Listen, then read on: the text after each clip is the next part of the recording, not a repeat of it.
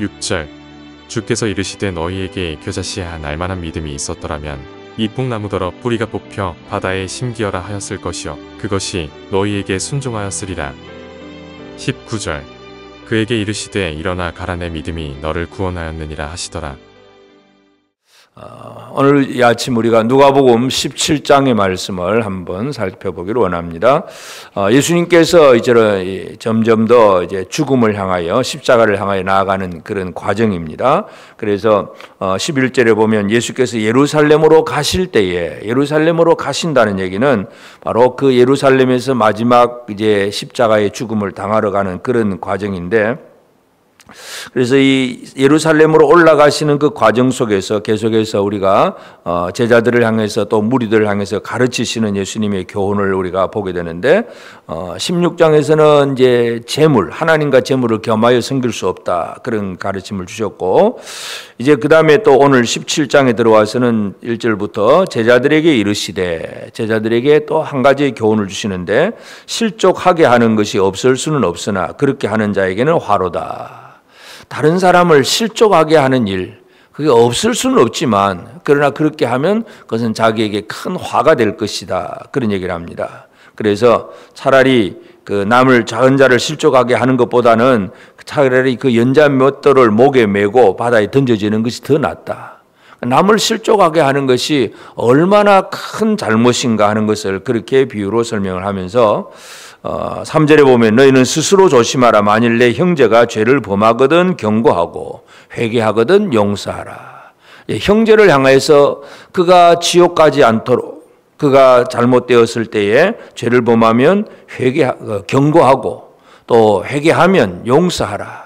이 경고와 용서, 이것이 바로 형제를 살리는 일입니다. 실족하지 않게 하는 일입니다. 그래서 용서를 얼마만큼 해야 되느냐? 하루에 7번이라도 죄를 짓고 7번 돌아와 회개하노라 하면 그것도 용서해 줘라. 결국은 이 용서가 없는 것, 경고도 없고 용서도 없으면 그것이 바로 형제를 실족하게 하는 일이고, 용서할 줄 모르는 그 사람은 차라리 연자맷돌을 목에 메고 바다에 던져지는 것이 더 낫다.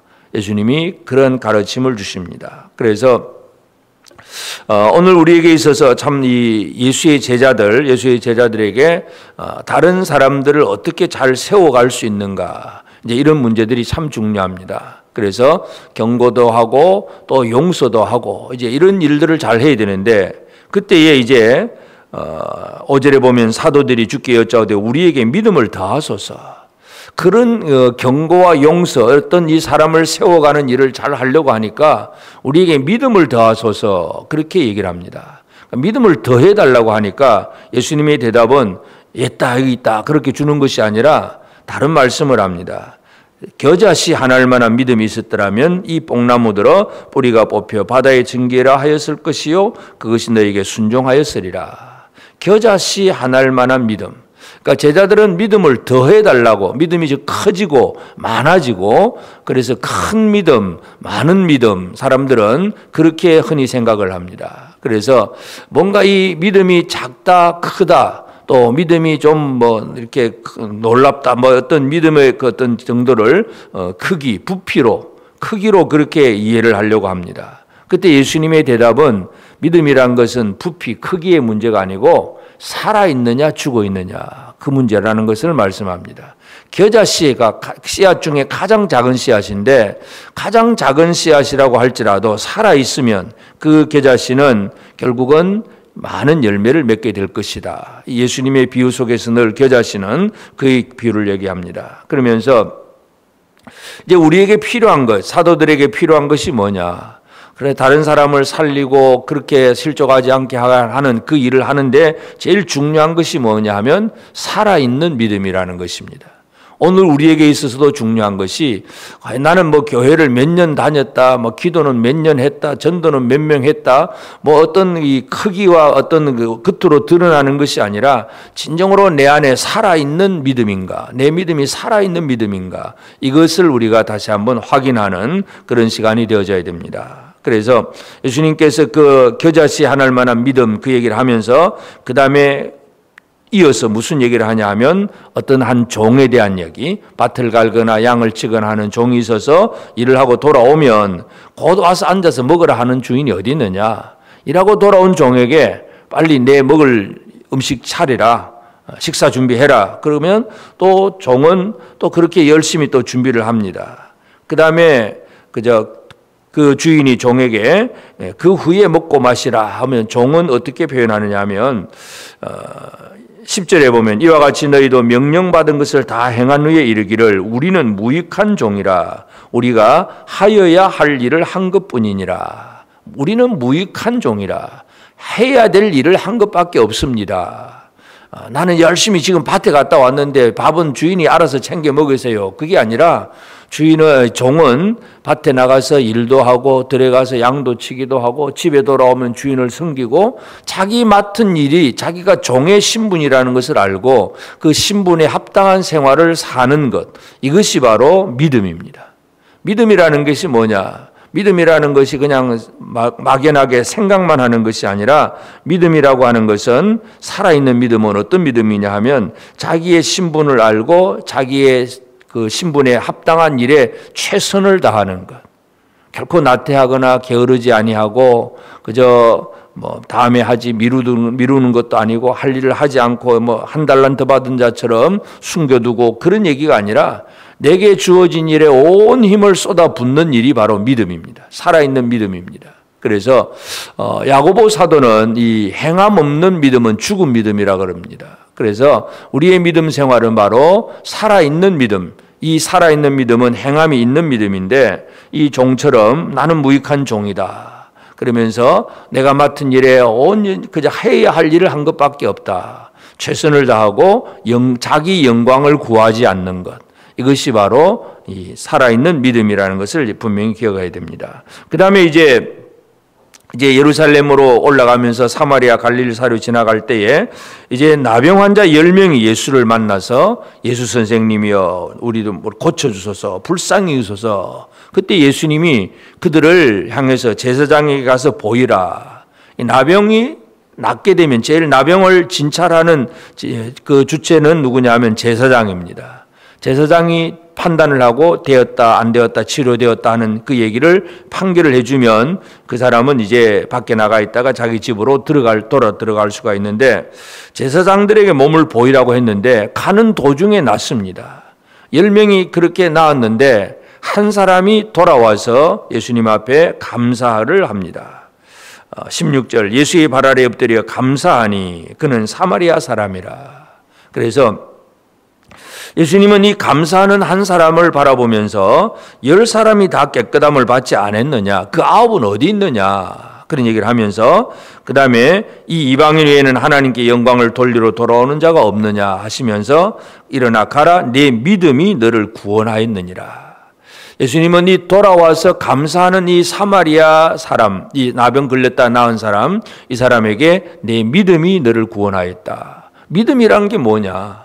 받은 은혜를 감사할 줄 아는 것이 믿음이다. 그 얘기입니다. 그래서 첫 번째는 내 신분에 합당한 온전한 열정을 가지고 최선을 다하는 삶이 믿음이고 또 한 가지는 두 번째는 내게 주신 하나님의 은혜를 기억하고 그것 때문에 기뻐하고 감사할 줄 아는 것, 이것이 바로 믿음이라는 것입니다. 살아있는 믿음은 바로 받은 은혜를 알고 그것에 대해서 온전히 감사할 줄 압니다. 9명은 그냥 몸은 나았긴 나았는데 육체의 질병은 치유되었는데 이 믿음이 너를 구원하였느니라 하는 이 말씀을 듣지를 못합니다. 살아있는 믿음은 하나님 앞에 받은 은혜를 기억하고 감사할 줄 아는 것, 맡은 일에는 충성하고 받은 은혜는 감사할 줄 아는 삶이라는 것을 알 수 있고 그 다음에 이제 20절 21절에 보면 바리새인들이 또 예수님 앞에 묻습니다. 하나님의 나라가 어느 때에 일어납니까? 하나님의 나라가 어느 때에 언제 임합니까? 하고 질문할 때에 예수님은 하나님 나라는 볼 수 있게 임하는 것이 아니고 여기 있다 저기 있다고도 못하고 하나님 나라는 너희 안에 있느니라. 우리 안에 있다 하는 대답을 해주십니다. 그래서 오늘 우리가 누가복음 17장을 통해서 이 믿음이라고 하는 것, 살아있는 믿음이라고 하는 것을 또 우리가 살펴보면 세 번째 우리가 생각할 수 있는 것은 내 안에 있는 하나님의 나라를 확인하고 하나님 나라 백성으로 살아가는 삶, 이것이 바로 우리의 믿음입니다. 살아있는 믿음은 내 안에 하나님의 은혜가 무엇이고 하나님의 통치가 어떻게 이루어지고 있느냐. 하나님의 나라는 하나님의 다스림입니다. 그래서 하나님의 통치가 이루어지고 그 통치 속에서 하나님 나라 백성답게 살아가는 삶이 바로 이 살아있는 믿음이라 하는 것을 우리가 알 수가 있고, 그 다음에 이제 22절부터 예수님께서 또 때가 이르리니 너희가 인자의 날 하루를 보고자 하되 보지 못하리라. 이제 때가 이른다, 그런 얘기를 합니다. 이제 이 얘기는 결국은 이 마지막 때 예루살렘의 멸망에 대한 이야기이기도 하고, 그것은 이 세상의 종말에 대한 그런 이야기이기도 합니다. 그래서 인자의 날 예수님의 오시는 그날인데, 그러나 이것은 이제 실제적으로는 주 70년에 로마가 와서 예루살렘을 완전히 다 파괴시키는 그 예루살렘에 대한 멸망의 날이고, 이 예수님의 재림의 날까지도 연결되어지는 그런 예언의 말씀들입니다. 그러면서 이 마지막 때에 일어난 일들, 23절 보면 사람이 너에게 말하되 보라 저기 있다, 보라 여기 있다 하리라. 그러나 너희는 가지도 말고 따르지도 말라. 이 마지막 때에 여기 있다 저기 있다, 결국은 메시아다, 내가 구원자다, 내가 성령이다, 내가 뭐 재림주다, 뭐 이 마지막 때에는 이렇게 미혹하는 영들이 많이 일어나서 많은 사람들을 미혹하게 됩니다. 그러나 그것을 따르지 말고 가지도 말라, 그런 얘기하면서 번개가 하늘 아래 이쪽에서 번쩍이어 하늘 아래 저쪽까지 비친 같이 인자의 날에도 그러하리라. 인자의 날에 대해서 예수님 계속 강조를 하면서 그 다음에 이 노아의 때 그리고 롯의 때 그런 얘기를 합니다. 노아 때에 많은 사람들이 살았지만 그러나 구원받은 사람, 방주에 들어간 사람 8명밖에 없었고, 롯의 때에 사람들이 먹고 마시고 그렇게 막 신고 집을 짓다가 이 소돔성에 불과 유황불이 순식간에 내려서 소돔 고모라가 다 불타버렸다. 이 재앙의 날에 예수님께서 말씀하면서 롯의 철을 기억하라, 그런 얘기를 합니다. 그러면서 이제 우리가 이 믿음이라고 하는 것이 무엇인가 하는 것은 바로 그 마지막 때를 바라보면서 지금 현재의 어떤 상황들, 노아의 때, 롯의 때와 같은 것을 바라보면서 특별히 그 32절에 보면 롯의 철을 기억하라, 롯의 아내를 기억하라, 그런 얘기입니다. 롯의 아내는 소돔성에서는 나왔는데 뒤를 돌아다 본 거로 소금기둥이 되어버렸습니다. 남겨둔 세상의 재물에 대한 어떤 이 마음의 생각들, 이걸 끊어버리지 못하고 이 소돔에서 빨리 벗어나야 되는데 뒤돌아보는 생활들, 이런 것들은 바로 믿음이 아니라는 것입니다. 살아있는 믿음은 바로 하나님의 말씀하신 대로 그날을 바라보면서 이 세상의 소망을 두지 아니하고 인자의 날 그날을 바라보면서 준비하는 삶이 바로 살아있는 믿음입니다. 그래서 오늘 우리가 누가복음 17장을 통해서 살아있는 믿음을 나는 가지고 있는가, 내 믿음 생활은 살아있는 믿음 생활이냐 아니면 그저 행함 없는 죽은 믿음인가, 우리가 이 부분을 이 아침에 우리가 한번 묵상하면서 우리의 모든 생활 속에서 우리가 가정에서나 직장에서나 어디에서든지 무엇을 하든지 우리의 믿음은 살아있는 믿음이 되어야 됩니다. 그래서 오늘 이 아침 우리가 기도의 제목은 내 믿음이 만약에 죽어 있다면 내 믿음은 산 믿음이 되게 하옵소서, 이렇게 기도해야 됩니다. 믿음을 더하소서 이게 아니라 내 믿음이 살아있는 믿음이 되게 하옵소서, 믿음이 살아서 움직이는 행동하는 그런 믿음이 되도록 기도해야 되고, 그래서 우리의 삶에서 우리의 사역에서 모든 면에서 믿음으로 일할 수 있는, 그래서 믿음으로 최선을 다하는 생활, 자기의 신분에 맞는 종이 나는 무익한 종이라 할 일을 했을 뿐이라 그러면서 열심히 자기 할 일을 감당을 하고, 또 받은 은혜가 있으면 진짜 진정으로 감사하고 기뻐할 줄 알고 하나님 나라 백성답게 살면서 세상에 소망을 두지 아니하고 그날을 바라보면서 준비하는 생활들, 이것이 바로 우리 살아있는 믿음입니다. 이 믿음을 가지고 인자의 때를 기다리고 깨어있는 그런 우리 모든 성도들이 되어서 오늘 우리가 이 시대에 많은 사람들이 예수를 믿노라 하지만 진짜 믿음이 있는가, 우리는 다시 한번 잘 살펴봐야 됩니다. 그래서 이 마지막 날에 믿는 자가 있겠느냐, 예수님은 늘 참 이 많은 사람들 중에서 진짜 믿음이 있는가를 염려하고 계시는 분인데, 오늘 우리는 내 믿음은 뭐 큰 믿음이 되려고 애를 쓰는 그런 것이 아니라 믿음 자체가 살아있어서 움직이기만 하면 된다는 거, 산 믿음이 되는 믿음을 가질 수 있도록 기도하면서 나아가고, 이 믿음으로 인자의 날을 잘 준비할 줄 아는 지혜로운 그런 우리 모든 성도들 꼭 되어지기를 주의 이름으로 축복합니다. 기도하십시다. 이제 오늘 받은 말씀으로 함께 기도하겠습니다. 나의 믿음이 죽은 믿음이 아니라 살아서 행동하는 믿음이 되게 하시고, 살아있는 믿음으로 내게 주신 사명을 온전히 감당하며 늘 감사함으로 살게 하옵소서. 롯의 아내처럼 이 세상의 것에 마음을 빼앗기지 않게 하시고, 인자의 날, 즉 다시 오실 주님의 나를 믿음으로 기다리는 삶을 살게 하옵소서.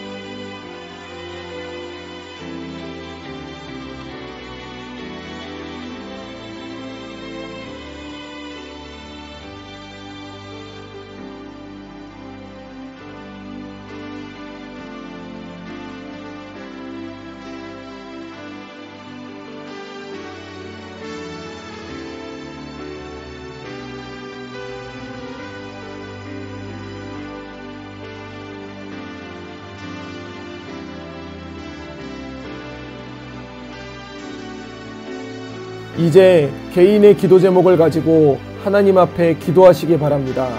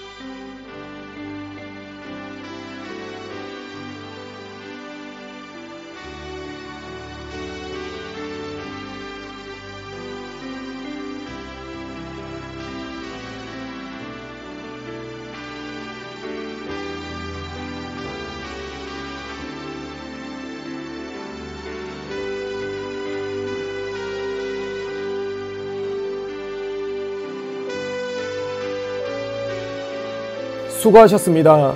오늘도 하나님의 인도하심 가운데 승리의 하루를 보내시는 우리 재건부평교회 모든 성도님들이 되시기를 주님의 이름으로 축복합니다.